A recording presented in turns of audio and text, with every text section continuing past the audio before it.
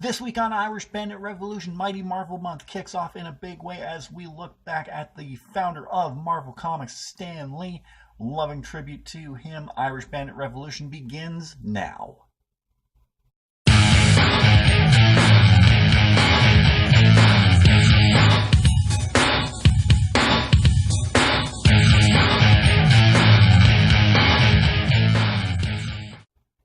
Welcome back to another edition of Irish Bandit Revolution. I hope everyone is having a great week. I, as always, am your host, the one, the only, the second Irish Bandit. This week we kick off Mighty Marvel Month. Now, before I get too much into this episode, yes, I know there's going to be this episode. There's going to be the 3-part retrospective next week. Then there's my 5 favorite Marvel characters, and then there's the best and worst Marvel, so that's 6 weeks, so it's more than a month. I get it. That's why I put Mighty in front of it. Mighty Marvel Month, because it's more than a month anyway. We're kicking it off with a look back at the man who started it all, the man, the myth, the legend. Everybody loves him. Everybody knows who he is. Well, just about everybody knows who he is. I'm not gonna get into that because I knew someone who didn't read comic books, and I think he's the worst for it. But anyway, we are going to be talking about Stan the Man Lee, the man credited with a whole bunch of creations, including the likes of Spider-Man, Captain America, and just Marvel in general. He took a little-known comic company called Timely Comics and made it into a Marvel. So without further ado, let's take a look at Stan Lee. Stan Lee was born December 28, 1922 in New York City under his real name of Stanley Martin Lieber. He was born in the apartment of his Romanian-born Jewish immigrant parents Celia and Jack Lieber at the corner of West 98th Street and West End Avenue in Manhattan. His father was trained as a dress cutter who worked only sporadically after the Great Depression, and the family moved further uptown to Fort Washington Avenue in Washington Heights, Manhattan. Lee has one younger brother named Larry Lieber. He said in 2006 that as a child he was influenced by books and movies, particularly those with Errol Flynn playing the heroic roles, like in the Robin Hood movies. By the time Lee was in his teens, the family was living in an apartment at 1720 University Avenue in the Bronx. Lee has described it as a third-floor apartment facing out back.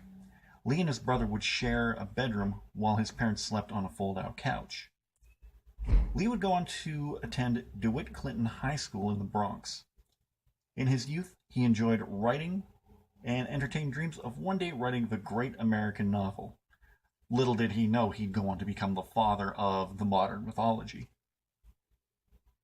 He has said that in his youth he worked such part-time jobs as writing obituaries for a news service and press releases for the National Tuberculosis Center, delivering sandwiches for the Jack May Pharmacy to offices in Rockefeller Center, working as an office boy for a trouser manufacturer, ushering at the Rivoli Theater on Broadway, and selling subscriptions to the New York Herald Tribune newspaper. He graduated from high school early, aged 16 and a half in 1939, and joined the WPA Federal Theater Project. With a little help from his uncle Robbie Solomon, Lee became an assistant in 1939 at the new Timely Comics division of pulp magazines and comic book publisher Martin Goodman's company. Timely, by the 1960s, would evolve into Marvel Comics. Lee, whose cousin Jean was Goodman's wife, was formally hired by Timely editor Joe Simon. His duties were prosaic at first. In those days, the artist dipped the pen in ink, so I had to make sure the inkwells were filled, Lee recalled in 2009. I went down and got them their lunch. I did proofreading. I erased the pencils from the finished pages for them.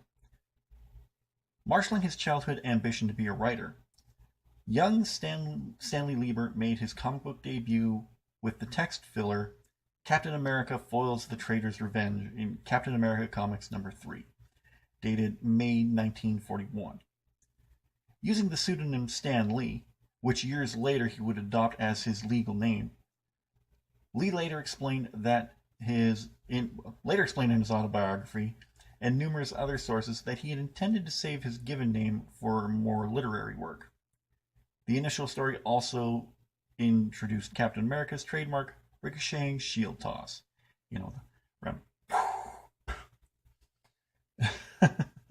He graduated from writing filler to actual comics with a backup feature, Headline Hunter, Foreign Correspondent, 2 issues later. Lee's first superhero co-creation was the Destroyer in Mystic Comics number 6, dated August 1941. Other characters he co-created during this period, fans and historians called the Golden Age of Comics, include Jack Frost, debuting in USA Comics number 1, August 1941, and Father Time, debuting in Captain America Comics number 6, August 1941. When Simon and his creative partner Jack Kirby left in late 1941, following a dispute with Goodman, the 30-year-old publisher installed Lee, just under 19 years old, as interim editor. The youngster showed a knack for the business that led him to remain as the comic book division's editor-in-chief, as well as art director for much of that time until 1972, when he would succeed Goodman as publisher. Lee entered the United States Army in early 1942 and served in the U.S. in the Signal Corps, repairing telegraph poles and other communications equipment.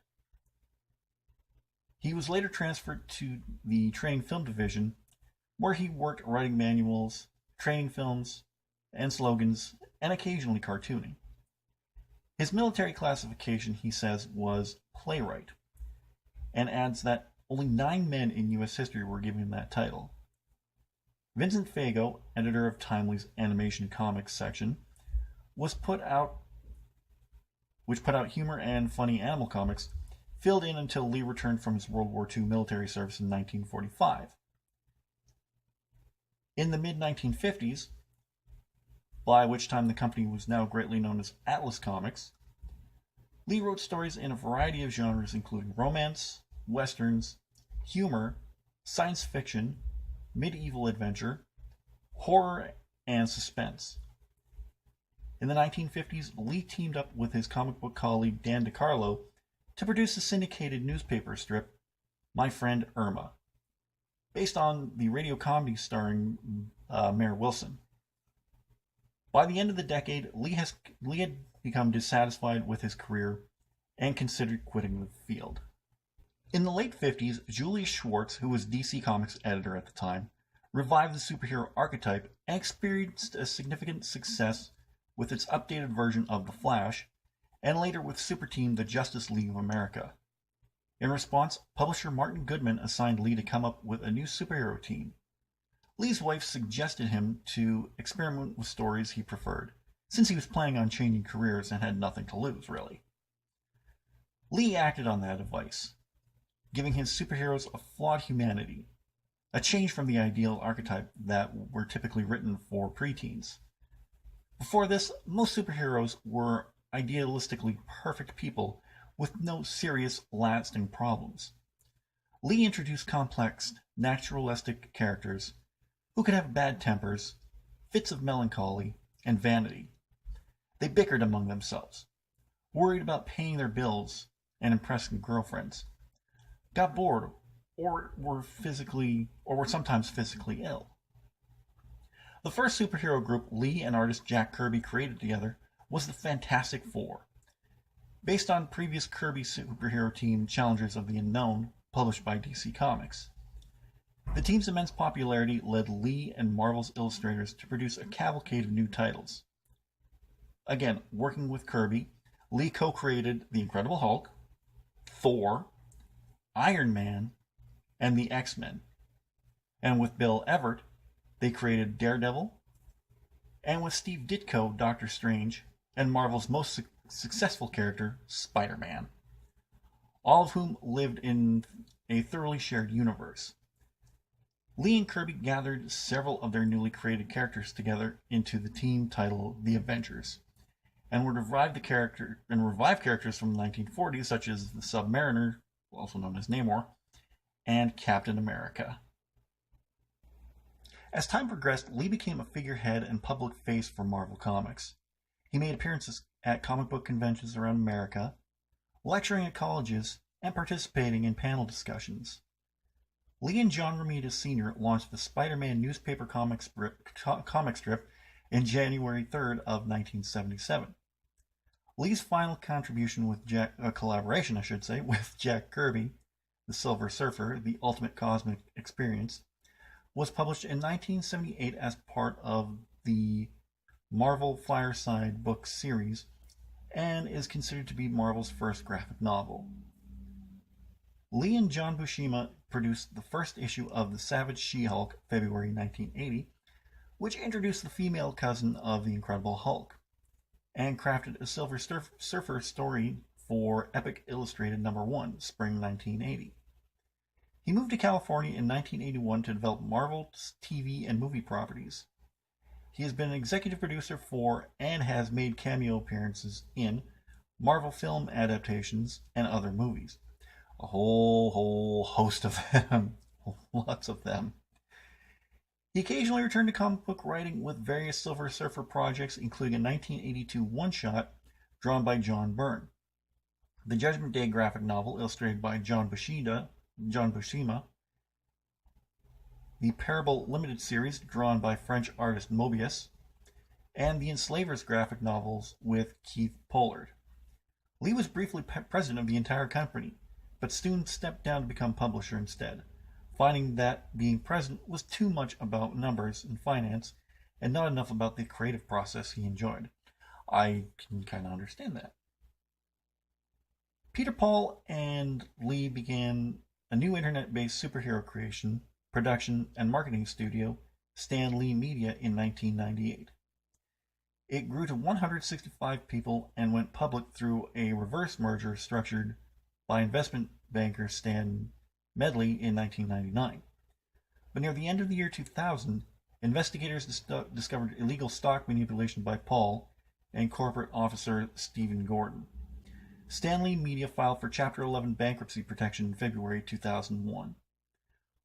Paul was extradited to the U.S. from Brazil and pled guilty to violating SEC Rule 10b-5 in connection with trading of his stock in Stan Lee Media. Lee was never implicated in the scheme. In 2001, Lee, Gil Champion, and Arthur Lieberman formed POW, purveyors of Wonder Entertainment, to develop film, television, and video game properties. Lee created the risque animated superhero Stripperella for Spike TV. Side note here, Stripperella is probably one of the worst shows I've ever seen. It doesn't matter if Stan Lee was attached to it. It was terrible. It had Pamela Anderson as the voice of Stripperella.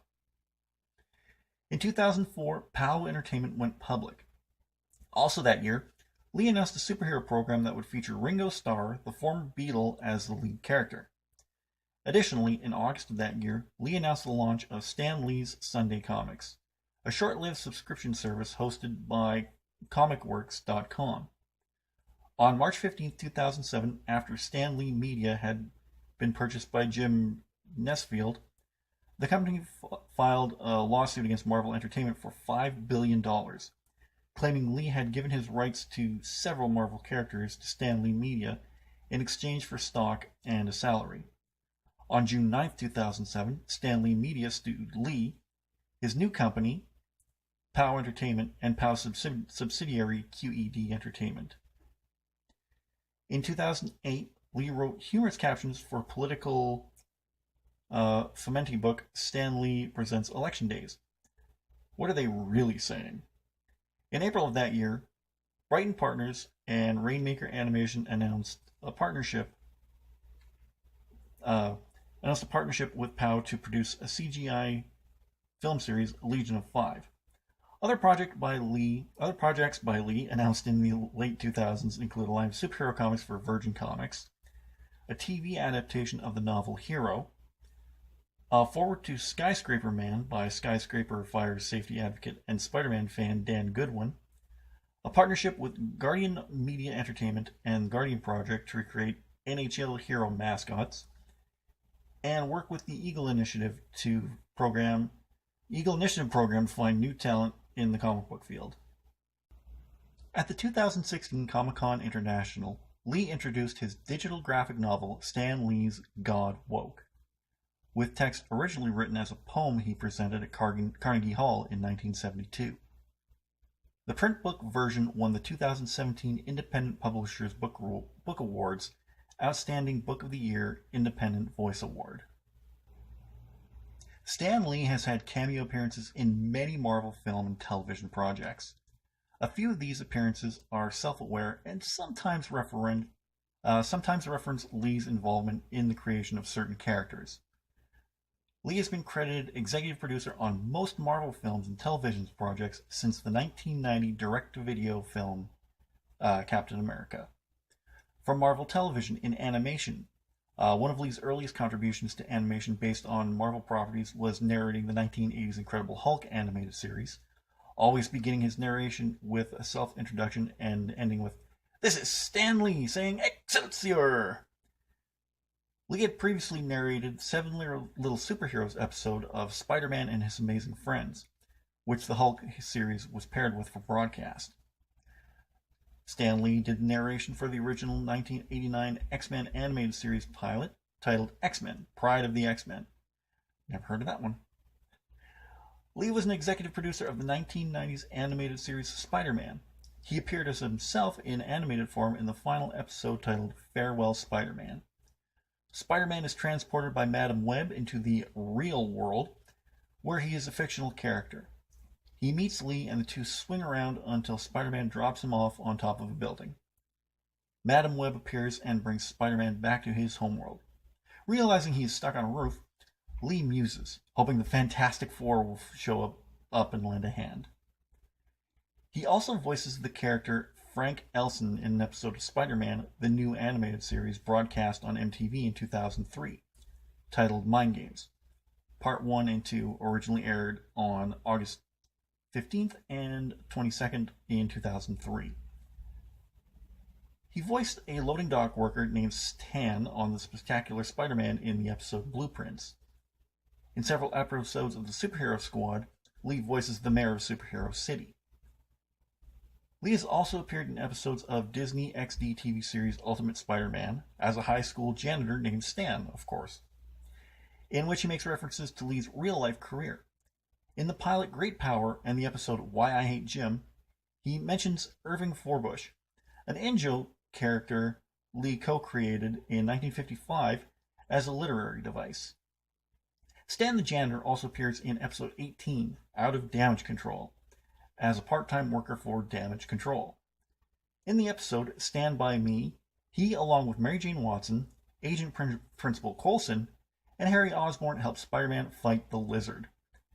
At the end of the episode, it is revealed that Lee's character is secretly a top S.H.I.E.L.D. agent and is aware of Peter Parker's secret identity as Spider-Man, and that he is a founding member of S.H.I.E.L.D. who named the organization which Lee named in reality. Lee appeared on Hulk. Lee has appeared in Hulk and the Agents of Smash. He was first alluded to as Stan the Salesman in the first episode, and later appeared in a recurring role as Mayor Stan of Vista Verde. Lee will reprise his role as Fred's dad in Big Hero 6, the series. The first episode implies that his name is Fred Fredrickson III. Now we're going on to live-action TV series. In the TV movie The Trial of the Incredible Hulk, Lee's first appearance in a Marvel movie or TV project is as a jury foreman in the trial of Dr. David Banner. Lee appears in Tracks, an episode of The Agents of S.H.I.E.L.D., originally broadcast February 4th, 2014. He appears in the Blitzkrieg Button, the Agent Carter episode originally broadcast on January 27th, 2015. I was thinking of Peggy Carter for some reason there. Lee cameos in Marvel's Netflix series via photographer of Lee as a police officer in the New York City Police Department, appearing in Daredevil, Jessica Jones, Luke Cage, Iron Fist, The Defenders, and Punisher. In Iron Fist, he is identified as Captain Irving Forbush. Lee has a non-speaking cameo in the 2017 X-Men TV series The Gifted, And Lee again appears as a limo driver in the Hulu series Runaways. Now we go into Marvel films, and oh boy, does he have a lot of cameos in Marvel films. As it was just alluded to in Big Hero 6 from 2014, Stan Lee's voice and likeness are used for the father of the character Fred. Although he appears in a portrait earlier in the film, Lee's cameo is a post-credit scene in which he demonstrates to his son that they have many things to talk about. Lee was not involved in the creation of the original Big Hero 6 comic books from which the movie is sourced. Now we go into live action, and he was in the X-Men. He appears as a hot dog stand vendor on a beach when a newly mutated Senator Kelly emerges naked on shore after escaping from Magneto. In Spider-Man, he appears during Spider-Man's first battle with the Green Goblin, pulling a little girl away from falling debris. In the DVD's deleted scene, Lee plays a street vendor who tries to sell Peter Parker a pair of sunglasses, like they wore in the X-Men, kids! In Daredevil, as a child, Matt Murdock stops Lee from crossing the street by getting hit by a bus. This is also a reference to an incident in the comics which was originally omitted from the origin story of the film. In Hulk, he appears walking alongside former TV series Hulk Lou Ferrigno in an early scene, both as security guards at Bruce Banner's lab. It was his first speaking role in a film based on one of his characters. Spider-Man 2, Lee pulls an innocent person away from danger during Spider-Man's first battle with Doc Ock. In a blooper scene that appears as an extra on the film's DVD release, Lee has another cameo saying, "Look, Spider-Man that stole that kid's sneakers." Lee also appears to be talking to Peter Parker. The original line is actually, "Look, Spider-Man stole that kid's pizzas," but Stan Lee screwed up and said sneakers. So, in the Fantastic Four, Lee appears for the first time as a character that he created in the comics, Willie Lumpkin, the mail carrier who greets the Fantastic Four as they enter the Baxter Building. In X-Men Last Stand, Lee and Chris Claremont appear as two of Jean Grey's neighbors in the opening scene set 20 years in the past. Lee, credited as Warehouse Man, is watering the lawn when Jean telekinetically directs the water from the hose into the air. He's been in so many. Let's just run down these. Fantastic Four: Rise of the Silver Surfer, where he appears as himself at Reed Richards and Sue Storm's wedding. Spider-Man 3, he appears in a credited role as Man in Times Square, standing next to Peter Parker, both of them reading a news bulletin about Spider-Man, and commenting to Peter that, I guess one person can make a difference. Enough said. In Iron Man, he's credited as himself, appearing at a gala, cavorting with three blondes where Tony Stark mistakes him as Hugh Hefner. In The Incredible Hulk, he appears as a hapless citizen who accidentally ingests a soft drink mixed with some of Bruce Banner's blood. Iron Man 2, during the Stark Expo, Lee, wearing suspenders and a red shirt and a black and purple tie, is mistakenly greeted by Tony as Larry King. You can see what kind of happened there in the Iron Man movies. In Thor, Lee appears among many people in the site where Thor's hammer, Mjolnir, lands on Earth. In Captain America, the First Avenger, Lee plays a general in World War II who mistakes another man for Captain America, Steve Rogers, commenting, "I thought he'd be taller." In The Avenger, Lee's character is interviewed about the Avengers saving Manhattan. Lee's character responds, "Superheroes? New York? Give me a break." In The Amazing Spider-Man, Lee's a librarian from Midtown Science High School. In Iron Man 3, Lee portrays a beauty pageant judge who appears on a television monitor and happily gives one of the contestants a 10, of course. In Thor: The Dark World, Lee appears as a mental ward patient who loans his shoe to Eric Selvig for a demonstration about the Convergence. In Captain America: The Winter Soldier, Lee plays a security guard at the Smithsonian Institute. Amazing Spider-Man 2, Lee is a guest at Peter Parker and Gwen Stacy's graduation.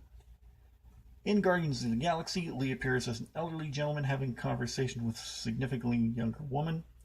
Rocket, viewing him through a scanning device, dismisses him as part of what he saw was wrong with the planet Xandar.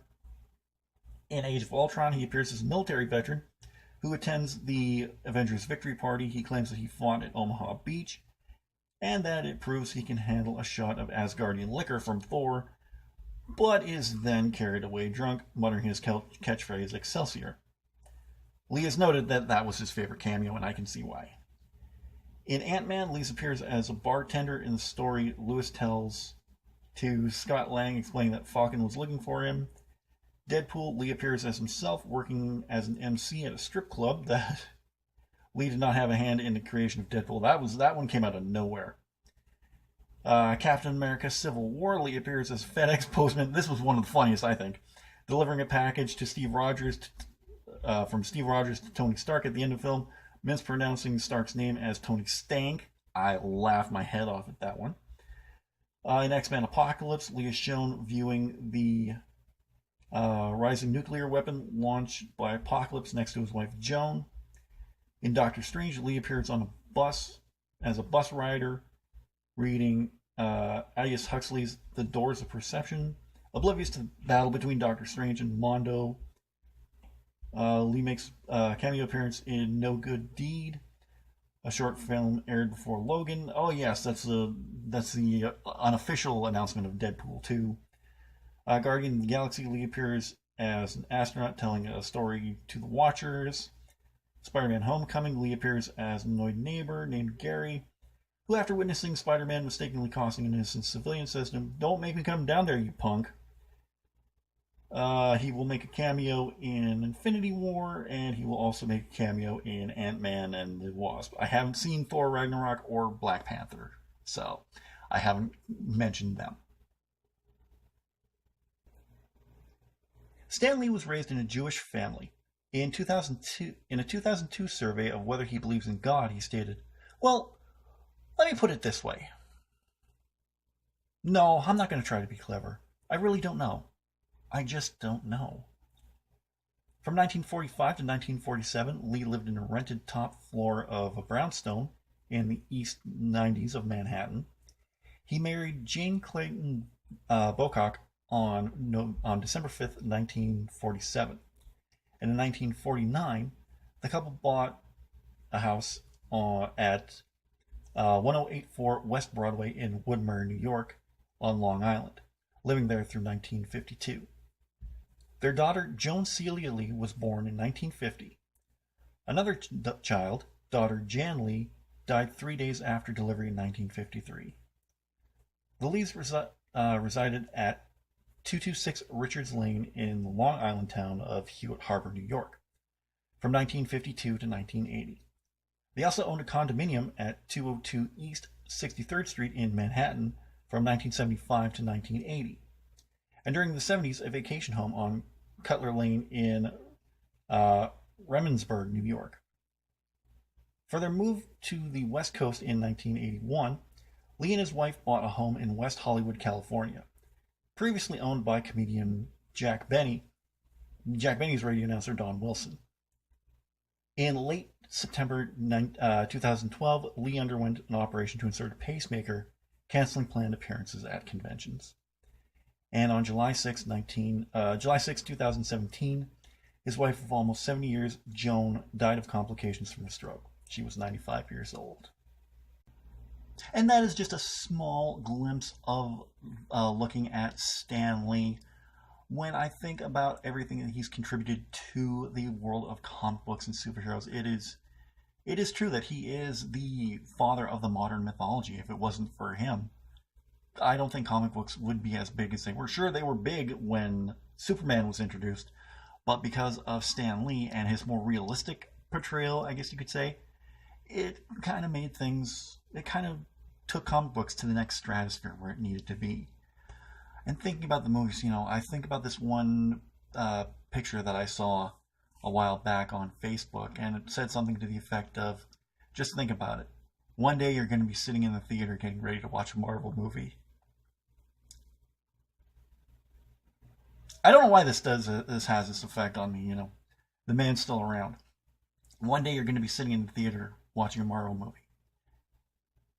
And you're going to be expecting the typical Stan Lee cameo. But there's no cameo. Not this time. At the end, all you see is screen saying, "Dedicated in loving memory to Stan Lee." You're going to cry. I know you'll cry. And I'll cry too. And that's the absolute truth. when that happens, oh boy. Even if there is a cameo and there's like rest in peace Stan Lee, and dedicated and loving memory of Stan Lee, that whole theater is gonna be oh. Because I was just saying that, and the man's still alive, 97 years old, still kicking, and I had to struggle to get through it. But thank you, Stan Lee, for everything that you've done and everything that you continue to do for comic books. We love you so much, and I can't wait to keep Mighty Marvel Month rolling on. So we're going to talk about that in a little bit here. If you like this video, don't forget to give it a thumbs up. I'd really appreciate that. What is your favorite Stan Lee cameo? Let me know in the comments section down below. All this information you can find on Wikipedia. Over my shoulder right here, you're going to see a link to last week's episode where I'm counting down my 5 favorite underrated kids shows. Don't forget to click in the link below down in the descriptions to the Irish Bandit shop on redbubble.com. You can get all your Irish Bandit merchandise, t-shirts, stickers, leggings, coffee mugs, travel mugs, everything you can think of. And don't forget, if you're new here, to subscribe. And if you're already subscribed, tap the bell and you'll be notified whenever I upload anything new or whenever I go live. And don't forget to share. I forgot to mention that. Don't forget to share this video anywhere you can. Facebook, Twitter, all the usual suspects. We have got some programming notes for you this week. Coming up tomorrow, a very special brand new edition of the Toy Chest. This is one I've been waiting for a long time, and I can't wait for you to see this review. Won't tell you what it is just yet, but if you've been following me on social media, you know what it is. And then Friday, WrestleMania predictions will be live Friday afternoon. With how big the card's getting, I might have to split up in 2 parts, but we'll see. And then next week, we start the 3-week-long X-Men retrospective. Next week, we're going to be talking about X-Men, X2, and X-Men 3, The Last Stand. The week after that, we're going to be talking about Marvel X-Men Origins Wolverine, X-Men First Class, and then the Wolverine. And then the week after that, we're going to be talking about X-Men Days of Future Past, Deadpool, Logan, and Marvel. Why do I keep saying Marvel? X-Men Apocalypse. And then we're also going to talk about Deadpool 2 and X-Men Dark Phoenix. And then the week after that, it's going to be my 5 favorite Marvel characters. And we're just going to keep Mighty Marvel Month rolling on. So I hope you guys enjoy the rest of the month. I'm the Bandit, and I'm out of here, and I'll talk to you again next week.